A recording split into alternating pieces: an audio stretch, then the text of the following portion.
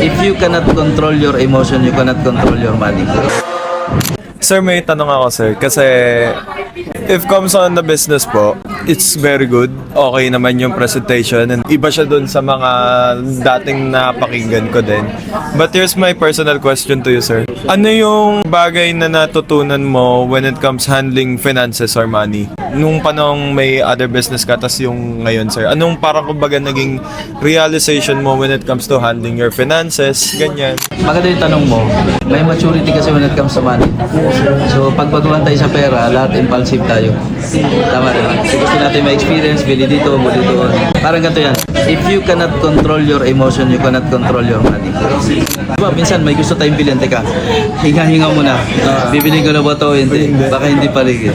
So, sometimes, pagka hindi tayo aware sa emotion natin kasi na-excite tayo, pag sobrang saya ka, minsan, hindi rin maganda. Pag may decision ka na, bibili ko ito kasi sobrang excited ako. Itulog mo yan. Ngayon, parang may gusto ako isang bagay. Excited ako. Pero na akong ganito. Itulog ko muna to, tapos check ko kung bukas, kung same pa rin yung feelings. Yung kinabukasan, hindi naman pala, mas marami nakaisip. Mas iba akong gusto ko.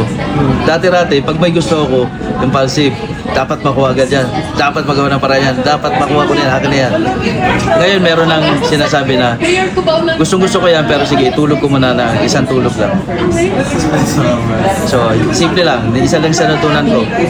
If you can control your emotion, you can control your money.